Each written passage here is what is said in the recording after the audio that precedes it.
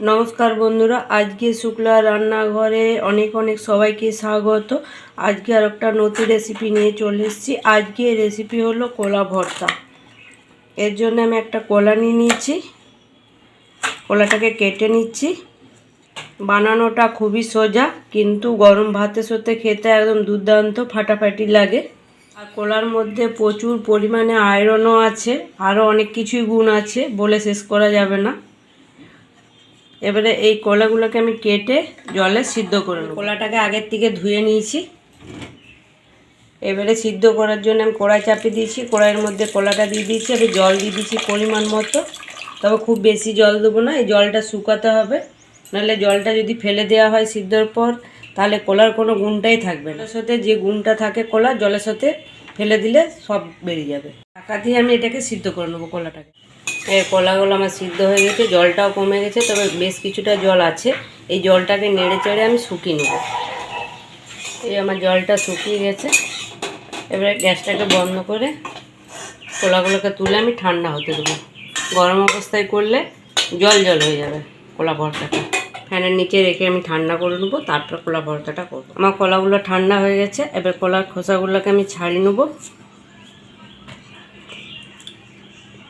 আর আমি আলু দেবো কলা ভর্তার সাথে। আমি আলুটা ভাতের সাথে সিদ্ধ করে নিয়েছি, যেহেতু কলাটা সিদ্ধ কম হয় তাই আমি ভাতের সাথে দিয়ে সিদ্ধ করে নিয়েছি আলুটাকে।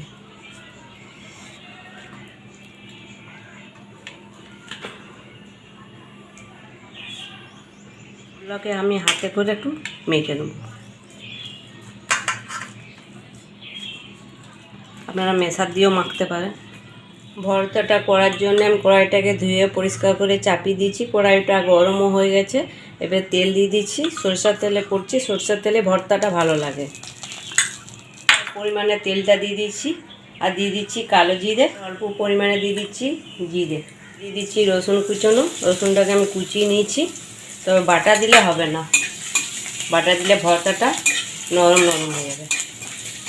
তবে রসুনটাকে কিছুক্ষণ ভেজে নিচ্ছি। এবারে দিয়ে দিচ্ছি পেঁয়াজ কুচনো।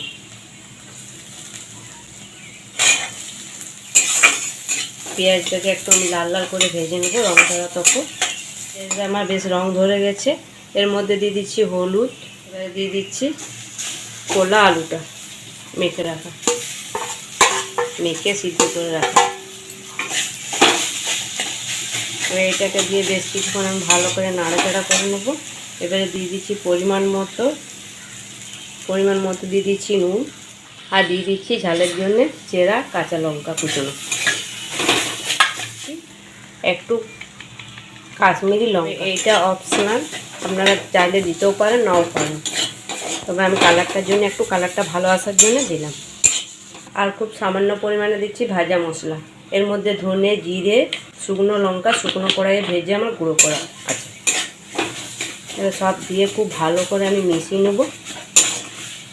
ভর্তাটা দেখতে কত সুন্দর লাগছে। অনেকে মিক্সিতে পিষে করে, কিন্তু ওইটা বেশ ভালো লাগে না, আমার কাদা কাদা হয়ে যায়, ওই ভর্তাটা খেতে ভালো লাগে না। এইভাবে করলে খুব ভালো লাগে ভর্তাটা। আমার কড়াই থেকে ছেড়ে দিচ্ছে, একটুও জল ভাব নেই, পুরো শুকনো শুকনো ভাব হয়ে গেছে। আর ভর্তা এরকম শুকনো শুকনোটাই ভালো লাগে। আজকে এই গরম ভাতে খাওয়ার জন্যে কাঁচকলার ভর্তা রেসিপিটা আপনাদের কেমন লাগলো অবশ্যই জানাবেন। যদি ভালো লাগে লাইক, শেয়ার, সাবস্ক্রাইব করবেন, আর পাশে থেকে সাপোর্ট করবেন। আর এইভাবে বানিয়ে খাবেন একদিন, তারপর কমেন্ট করে জানাবেন যে কেমন লাগছে।